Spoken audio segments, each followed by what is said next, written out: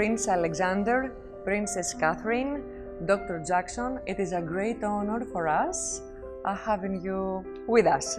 Well, it's a pleasure to be here in Athens again, and next weekend is Easter, so I would like to wish everybody happy Easter and happiness and good health.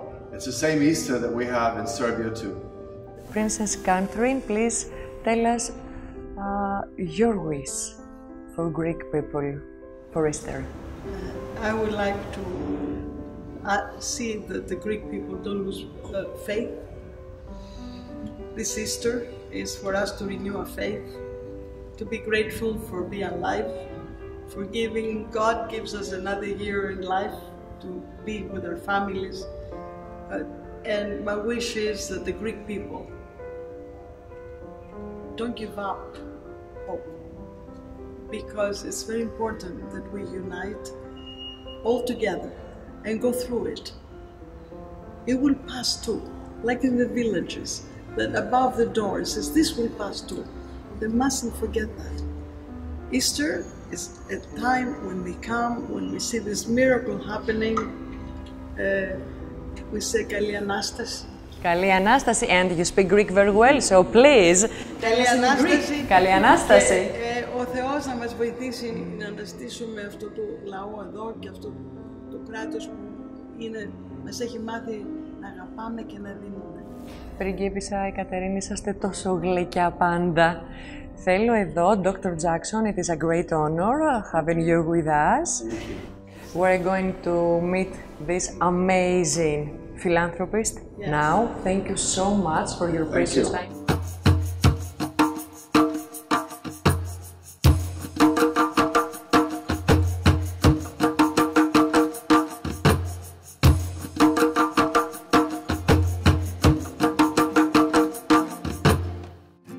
I'd like to start with this question. You and your father, you run the Project C.U.R.E.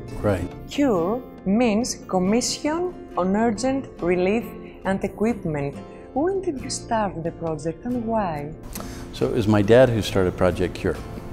And when I was 2 years old, my parents moved to Colorado, and my dad's whole goal in his life was to get rich. And so that's why they moved to Colorado. He got involved in developing ski areas, and he started a lot of Winter Park and a little bit of Vail. And this was in the 60s, and he did. He got really rich. And then he figured out that you can be rich and not happy. He talked to my mom one day and really? He said, yeah. Is it possible? It's possible. Just joking, I know that it is very possible. Right? He asked my mom, he said, are you happy? And she said, kinda. He said, when were you the most happy? And she said, when we were living on the farm in Idaho, and we were having to raise nickels and quarters and save them up to have hamburgers on Friday night for date night. And my dad said, I think that's when I was most happy too.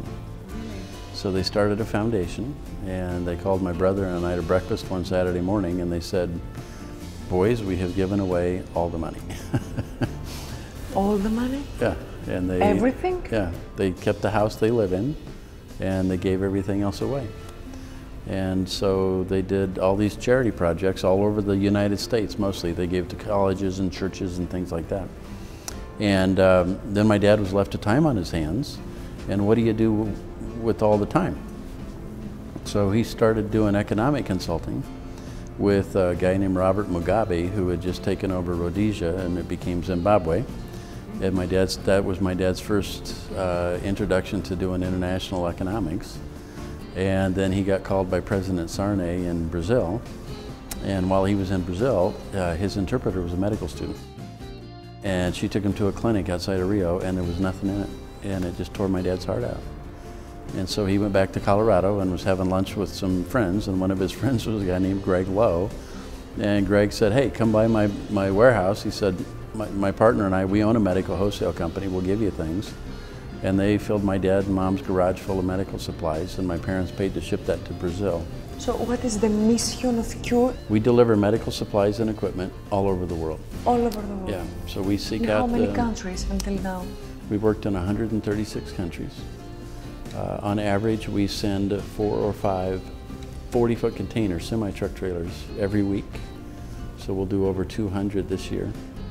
Inside that container is about $500,000 worth of medical supplies or equipment, and it costs us right around $20,000, so I spend a lot of time raising money to pay the freight to get that to the locations, and so and then once it's there, we just give it away. So you raise money? We raise money to pay the shipping.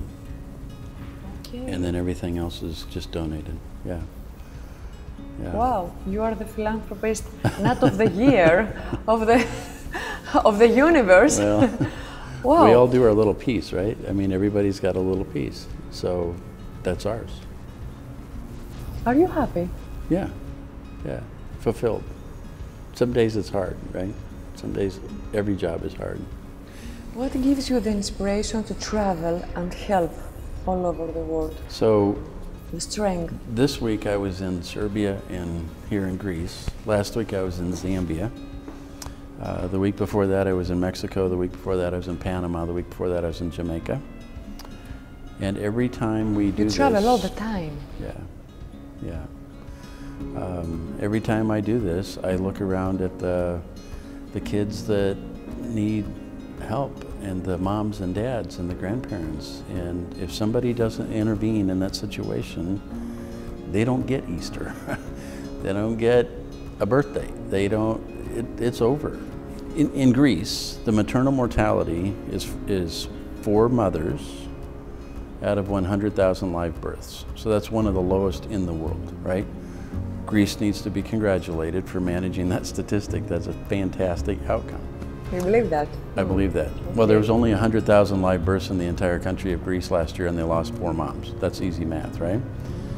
In Zambia, that number is closer to 500. Really? Not 4, 500.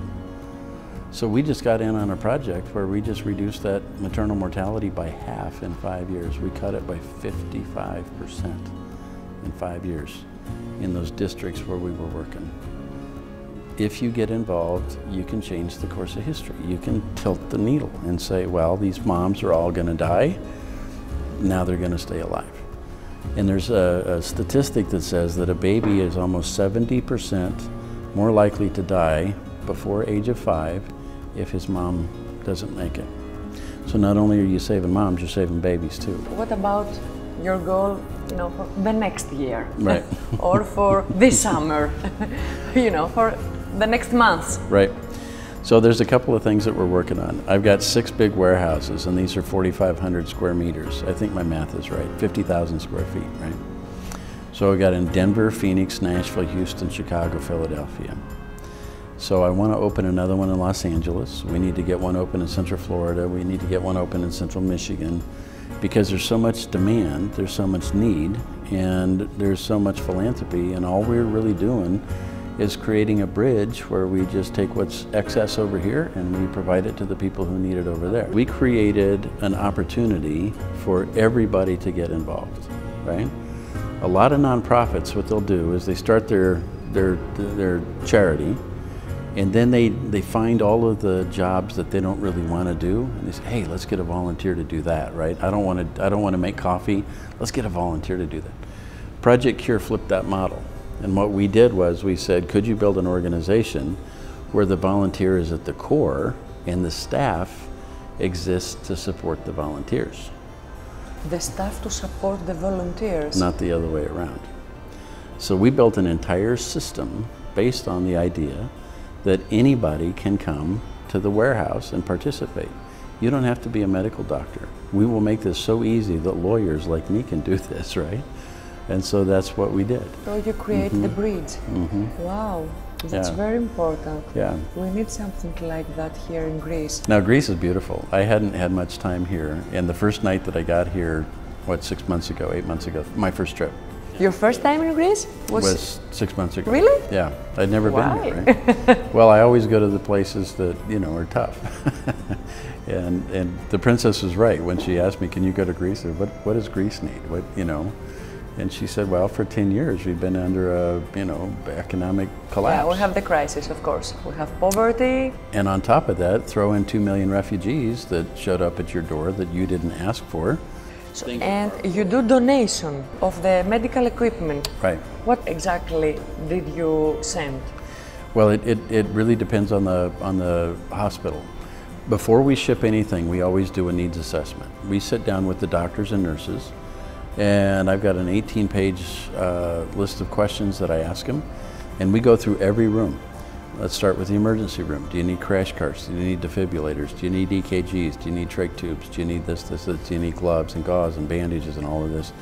Now let's go to the dental. Now let's go to the ICU. We did that on every one of those hospitals. So I have a complete record of all the things that they need and photographs to back that up, right? So you know all the details, everything? All of it. And based on that, we actually engineer a custom program just for that hospital. So I go back and I take that list to my team who's in Denver, Colorado, and they sit down and they start looking at all the inventories in these big warehouses, and they say, aha, we have all that stuff in Nashville, let's build that load out of Nashville. We have all of that stuff in Denver, let's ship the next shipment to Greece out of Denver. And that's how we did it. Which is the value of your donations every year all over the world? So it's right around $400,000, almost $500,000 per container. So this year it'll be close to $100 million. Wow. Yeah. Where do you believe? What? I mean, do you believe in God? Yeah, absolutely. Yeah. If this world depends on us, we're in a lot of trouble. I just want to be, faithful to whatever I'm supposed to do. We're all on this planet for a purpose. You have a purpose, I have a purpose. The worst thing that happens to any individual soul is if they miss that purpose. Thank you so much. Thank you. It was a great honor to meet you. It's great to meet you have too. This interview with you. Thank you so much. I really enjoyed it. Keep going. Thank you. Thank you.